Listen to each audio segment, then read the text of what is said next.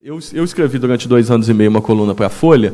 Em setembro de 2012, quando eu escrevi a primeira coluna, foi para dizer que de reduzir os juros era bom, mas era incompatível com o regime de metas de inflação que a gente tem.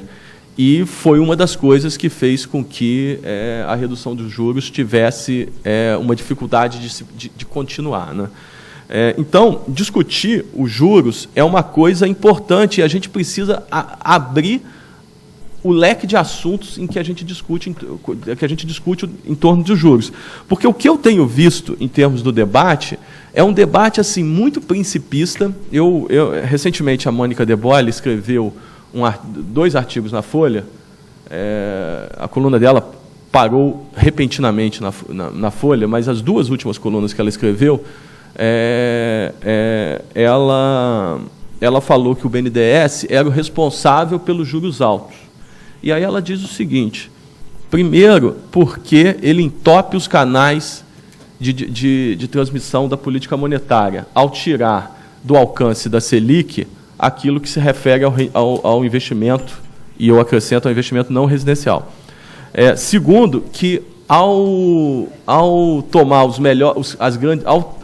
tomar o crédito das grandes empresas, ao realizar o crédito das grandes empresas, ela deixaria para o mercado os clientes de maior risco.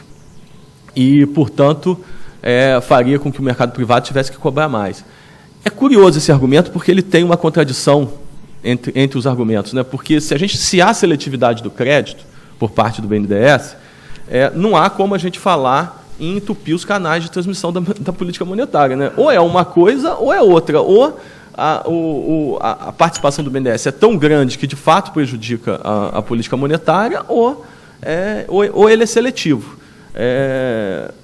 No mínimo, essas coisas não podem acontecer de forma... Pode até acontecer em alguma medida as duas, mas não de forma aditiva, como ela coloca, né? E essa dificuldade de fazer esse debate, ele não... É porque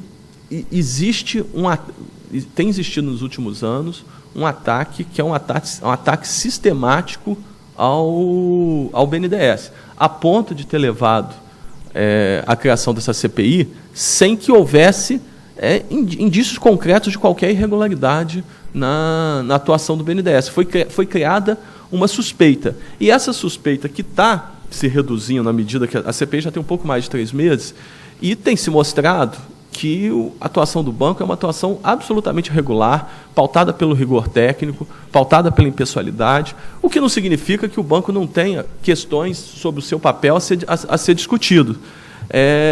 Mas não era isso que estava sendo dito. A imagem que se usava era que o BNDES seria o fundo do iceberg da corrupção. Eu, como funcionário da casa, e que estou lá há quase 14 anos e sei como a casa, independente do que eu concordo ou discorde, funciona, sei que isso de nenhuma maneira era verdade. E, pelo menos, a CPI está servindo para se mostrar que isso não era verdade e nem sequer faz sentido. Porque trabalhar na Petrobras é orgulho para qualquer pessoa, é a empresa mais fantástica que o Brasil já criou. Agora, houve um problema de corrupção lá, que no BNDES, com a inadimplência que ele tem, a inadimplência do BNDES subiu, era 0,01%, agora está em 0,05%, para se ter uma ideia. Alguém poderia dizer que quintuplicou a inadimplência do BNDES. Poderia ser a manchete de algum jornal isso. Como a inadimplência é tão baixa, o espaço para a corrupção é um espaço muito pequeno. O BNDES empresta e tem de volta. Então, o espaço para ter corrupção aí, o banco, quando tem corrupção, ele quebra, como aconteceu no Brasil nos anos 80, mas aí ele tem inadimplência e é por isso que ele quebra. Quando ele tem de volta, não estou dizendo que não possa haver, mas o espaço é muito menor. Não faz sentido comparar, dizer que quando olhar o BNDES vai ser muito maior a corrupção do que na Petrobras. A Petrobras faz compras diretas. Ela, sim, tinha um potencial para se fazer isso, e isso não é nenhum demérito aos funcionários da Petrobras, eu estou dizendo que é de natureza distinta, né? Então, mas, no entanto, o BNDES foi alvo muito seriamente e de maneira muito injusta desse tipo de crítica, né?